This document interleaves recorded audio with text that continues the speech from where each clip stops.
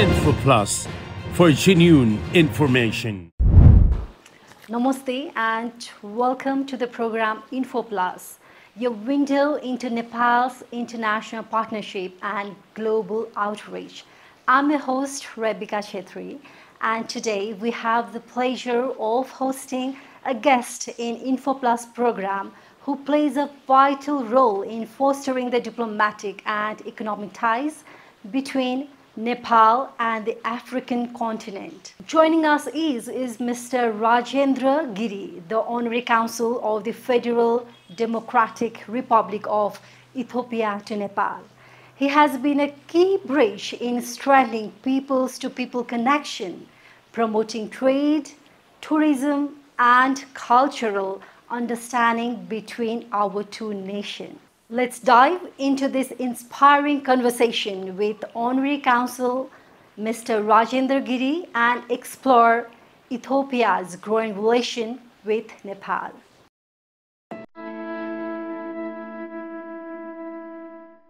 Namaste. Namaste. Welcome. Thank you.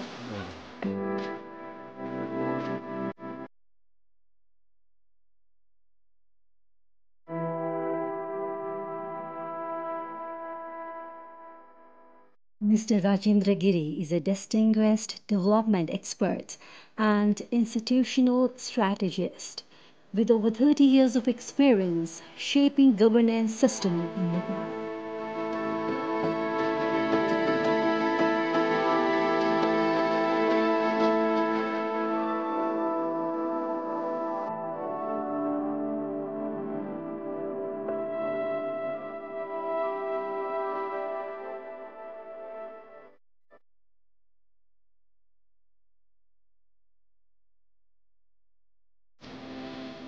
With advanced degrees in economics, management, and law, he has played a key role in national and international development projects supported by EDB, GTJ, UNDP, and various government bodies.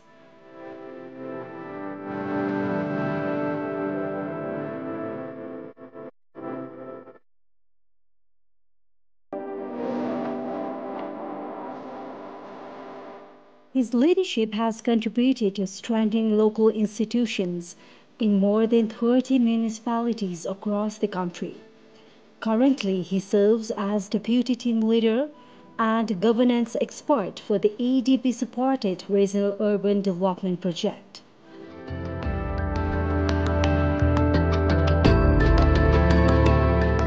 Adding to his esteemed portfolio, Mr. Rajendra Giri also serves as the Honorary Consul of the Federal Democratic Republic of Ethiopia to Nepal, promoting bilateral ties and mutual cooperation between the two nations.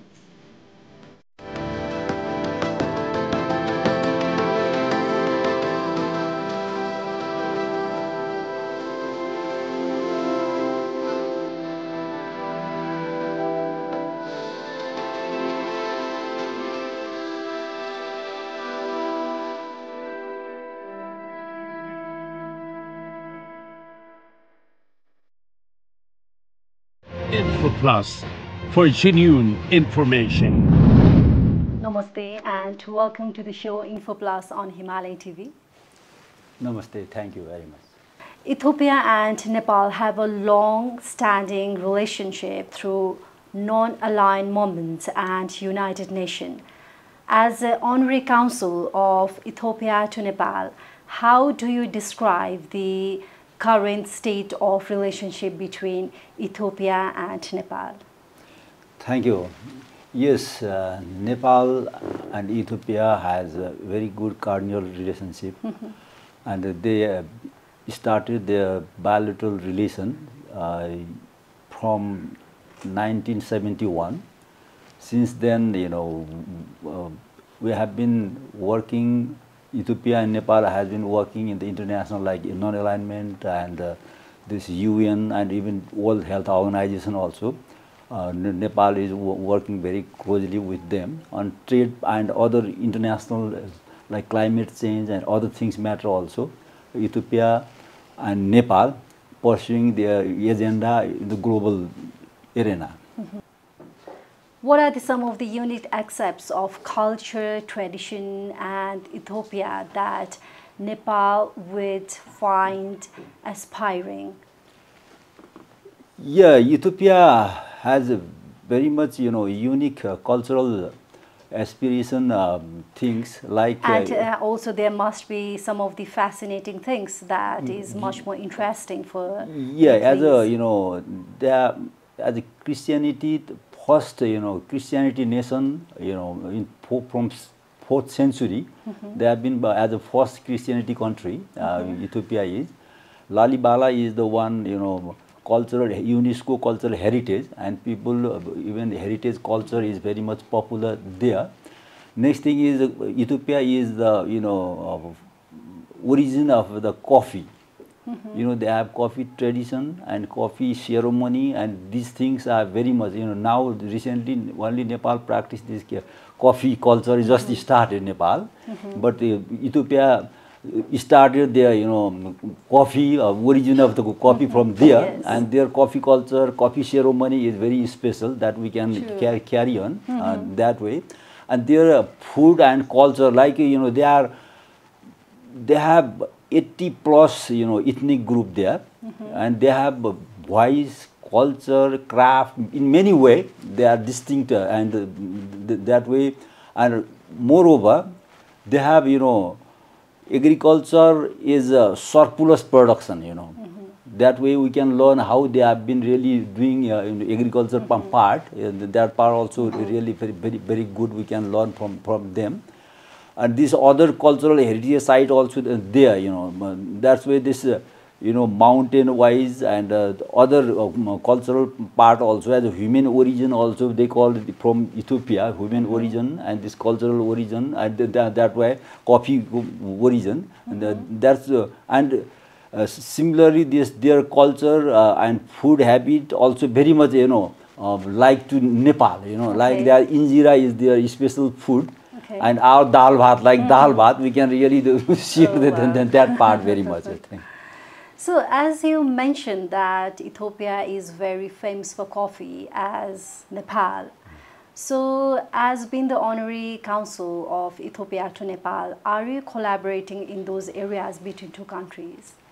Yeah, we are trying, and some entrepreneur really want to introduce coffee here. The only is the size. There is very far. We have to bring a certain size that we are trying to coordinate from India. India is using that very much, and that way we are trying for the introducing of Ethiopian coffee here, and how we can really make the Ethiopian coffee introduce here, and like a Ethiopian coffee ceremony and coffee culture, how we can introduce. And that way we want to build that in our training, culinary part very much. Yeah. Ethiopia is often referred as the cradle of humanity and has never been colonized, I believe. So how does that historical pride shaped modern Ethiopian identity?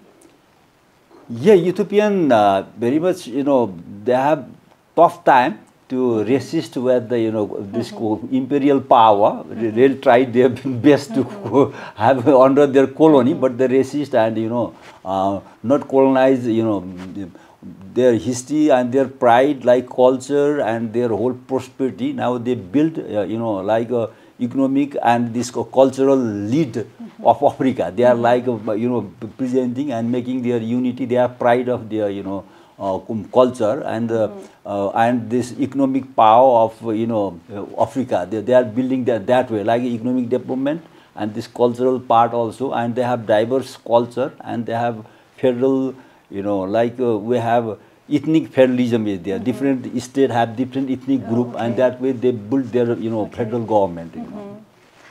As the Honorary Consul of Ethiopia to Nepal, how do you work to build a bridge between tourism, trade, and education between two countries? Yes, as both countries are trying to develop, like climate change is very much things that way. As Ethiopia introduced this plantation, there's a green legacy. As there are billion tree, they plant and they are growing that way. Similarly, Nepal also have very good this community forestry. Nepal is very good in community forestry, and now how their green legacy can develop as a community assets also, community property also. That I think they can learn, and we can learn from their part also. And for trade part also, we are with the Chamber of Commerce and Industry, we are trying to have our relations, how we can develop the trade. Nepal's trade very much with India, very much dominated by India. We have to diversify our trade also. For that sake also, like agriculture surplus, Ethiopia has surplus agriculture. They produce, they like informing this climate information, agriculture information. They very much, they cater the information to the farmers, and they have very good farming. That's why they have surplus agriculture. Their population is more than 12 crores. Their population is. That way, we can learn from Ethiopia, and Ethiopia also we can share our we have also a cultural heritage site in Nepal, and they have also heritage site that we can, and they have also good mountain. For mountaineering part also, they have some mountain like Himalaya. Nepal is the majesty of Himalaya. That way, I think we can exchange that part. And education part also, some people they come. As our university, we are trying to have relationship with the university, Kathmandu University, and other university that we are trying with Chamber also, with Chamber of Commerce and Industry also. We have already initiated to have cooperation on that part, and with Kathmandu University and other university also we are pursuing that one. Like airlines business, they are very good. Ethiopian Airlines is the best airlines of the world. That way, how we can really have the strategic, partnership with Ethiopian Airlines and really go on airlines business. Our airlines is not doing very good, as a airlines cost, service cost is very high in Nepal. That how we can make that one. That we have to learn from Ethiopia. That we are trying to build that relation. We are pursuing that one, but it takes time to make it happen. That's the problem. As you mentioned that Ethiopian Airlines is the best airlines in the world, and as I know that Ethiopian coffee is one of the greatest gifts to the world. So, are there any initiations or agreement to introduce those in Nepal?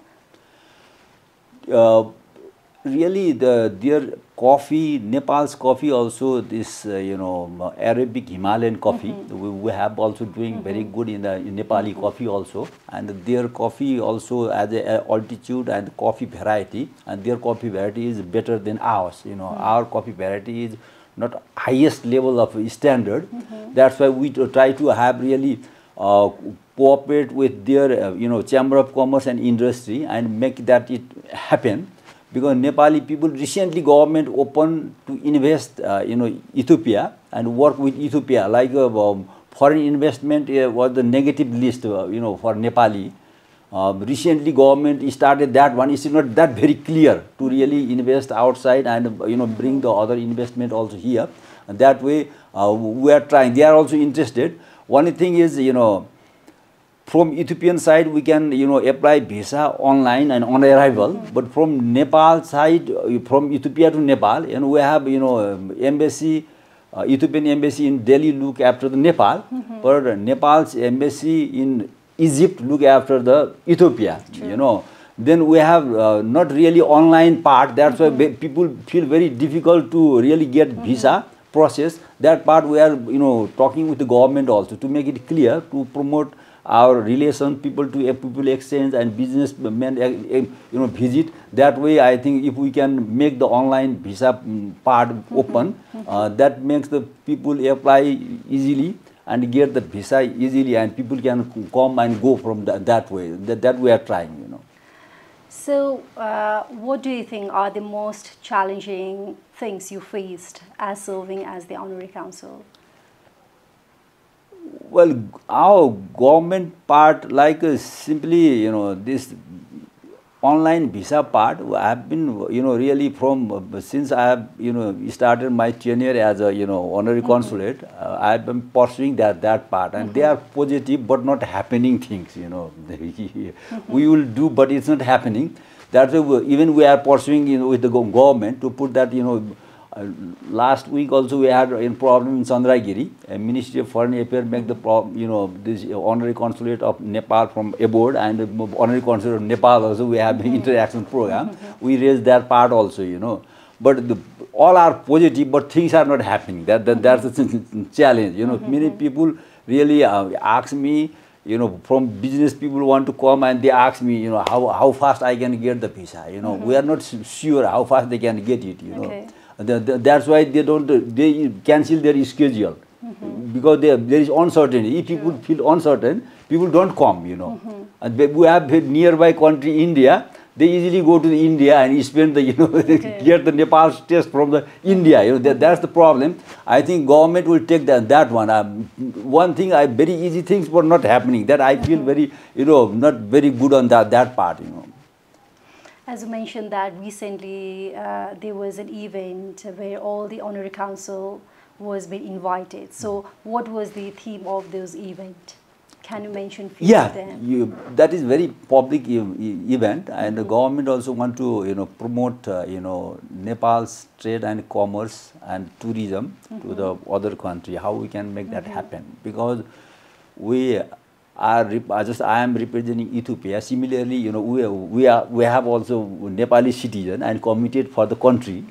That's why if we can do anything better, definitely we work for the Nepal also. We have been working for Nepal, here, and that way I think government really want to have our trade and commerce and tourism. How we can promote education, how we can really promote for Nepal. That was the government agenda.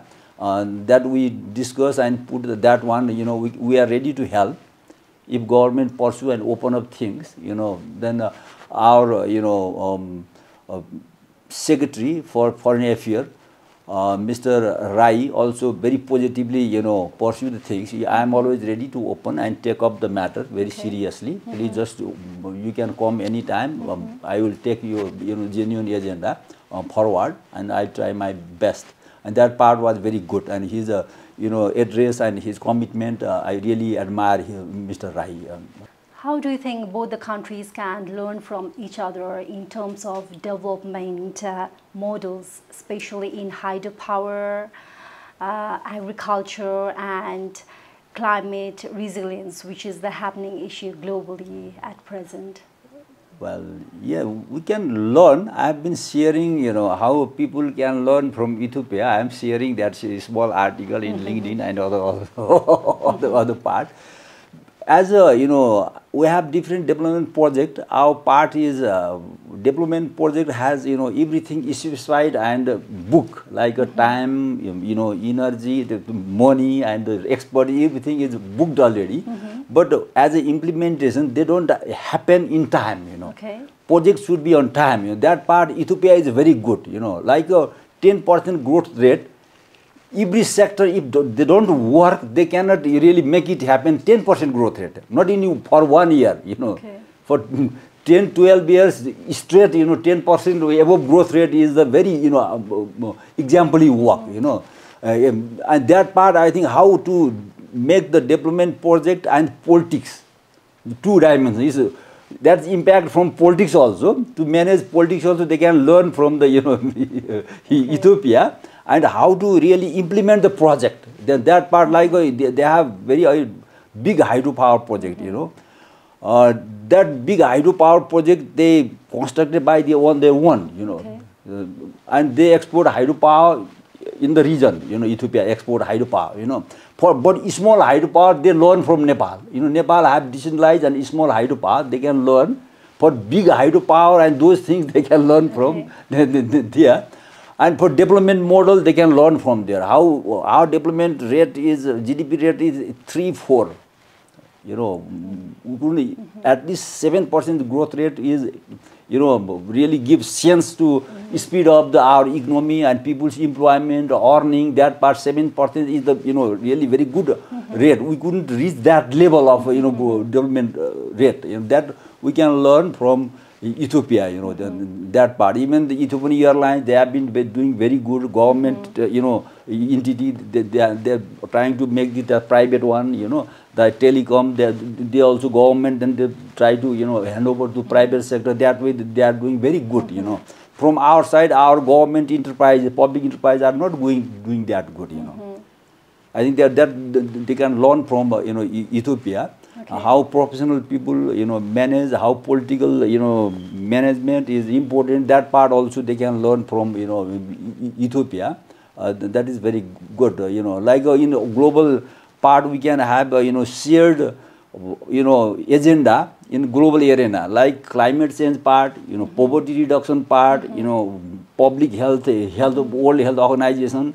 We also, when, you know, Director General for World Health Organization is from Ethiopia now, you know.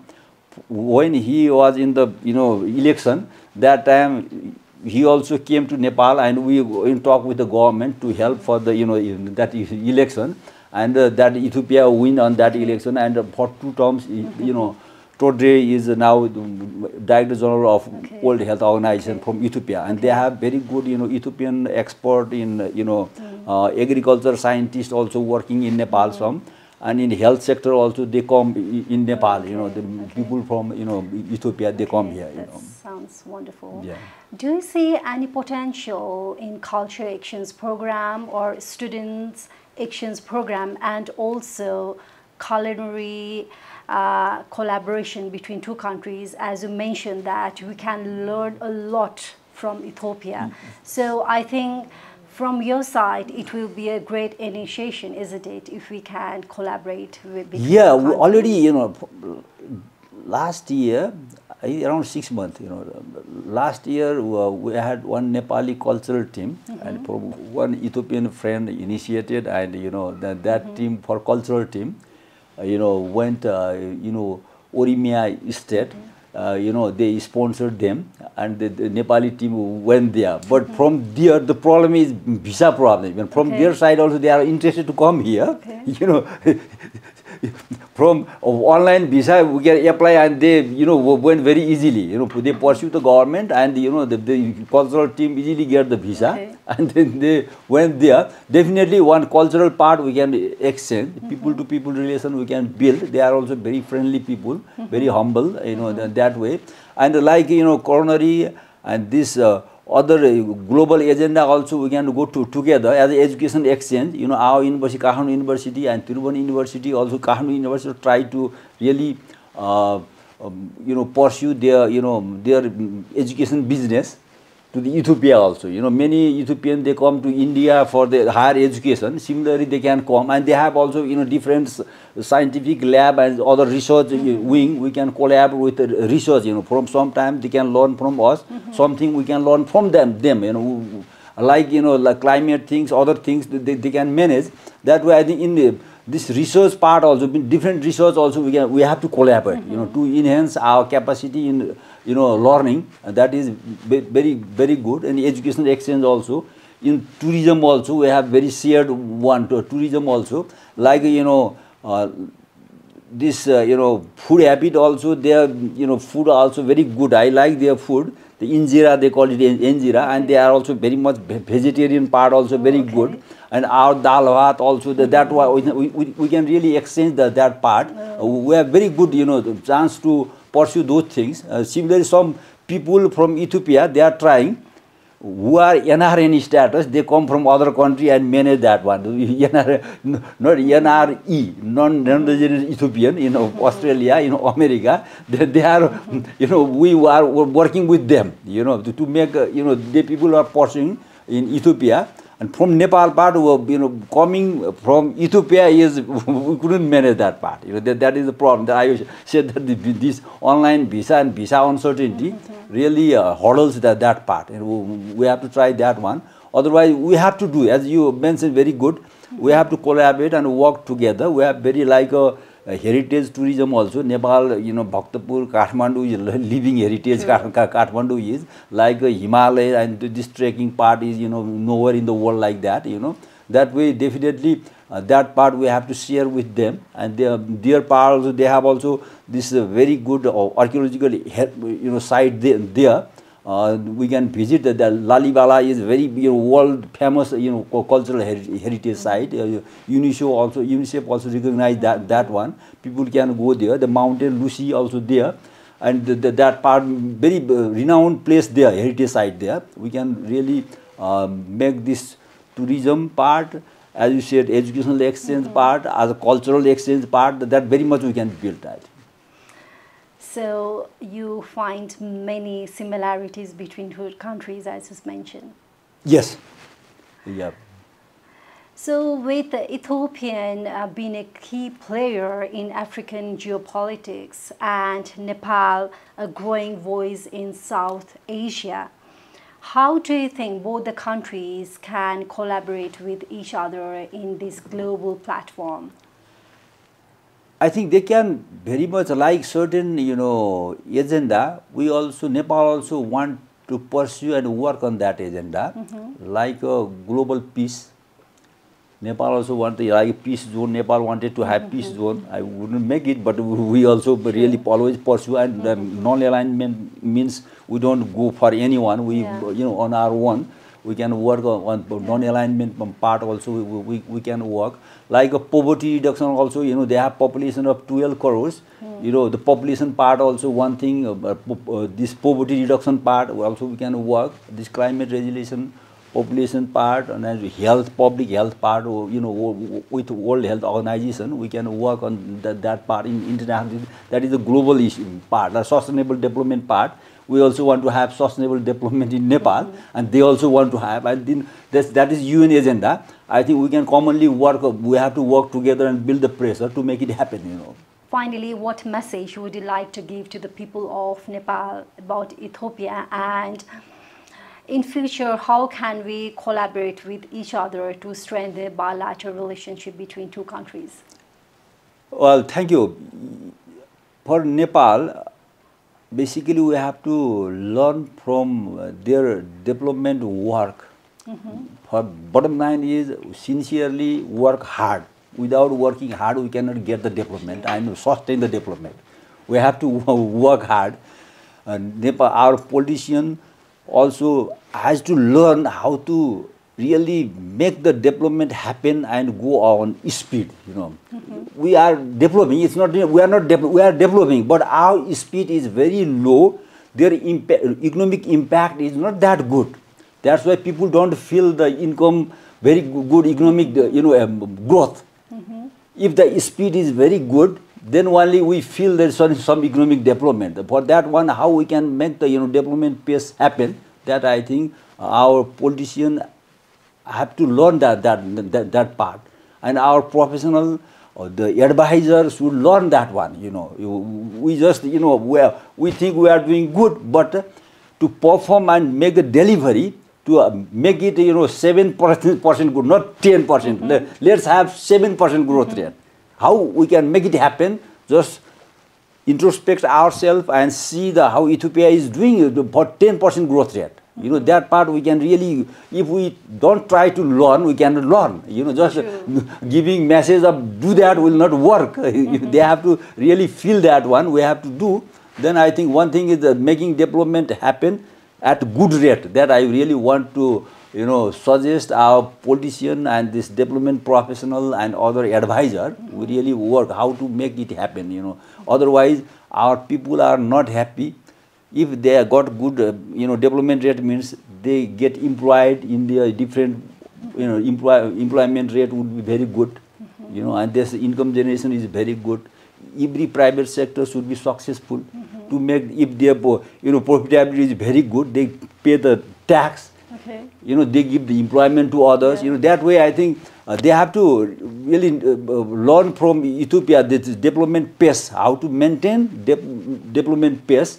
That makes Nepal really good. Otherwise, natural resource and other people are also very good in Nepal. Everybody who ever visit Nepal, you know, they find people very good. they say, as a gold piece, it's very good. When they make ornament, that is spoiled. They say, like, you know, as a, people are like a gold. When they go to make some, you know, ornament, then they spoil the quality of gold. You know, that's happening. That's how to make, you know, things happen. That part is, I am also in working development field. I'm not happy how really government is performing to make it development happen. I'm not happy. As a personal, I am doing good. I'm happy as a person, but not happy as a how government is working and how, you know, private sector is working. It's not only government or private sector. Also, we have to be responsible private sector. You know, responsible private sector. But that also, who controls that? Government control that one. Authority is government. Definitely, they are also responsible. As a people, we should be also responsible people, you know. That is clear. That way, I think our government should really take this hard label and sincerity, how we can make it happen. If that we make it happen, Nepal will be really is a blessed country. Nepal. I really love Nepal. I also got the chance to work outside, but I want to be in Nepal and work for Nepal. Thank you so much for your time, and we wish you all the best for your good work between two countries, Ethiopia and Nepal. Namaste. Namaste. Thank you very much for this, you know, expressing myself, you know, representing Ethiopia, you know, to Nepal. You know, definitely I'll try my best for Ethiopia as well as Nepal. I am Nepali. I know, you know, then that I always, you know, committed to work for Nepal. Thank you very much. Info Plus, for genuine information. Thank you, Mr. Rajendra Giri, for sharing your valuable insight and for your continued effort in strengthening the Ethiopia's to Nepal partnership. Your contribution are a reminder of how Honorary Council can play a pivotal role in enhancing bilateral relations beyond government channels through culture, commerce, and collaboration. To our viewers, thank you for staying with us. Stay tuned for more conversation with global dignitaries only here on Info Plus program. Until next time, namaste. Info Plus, for genuine information.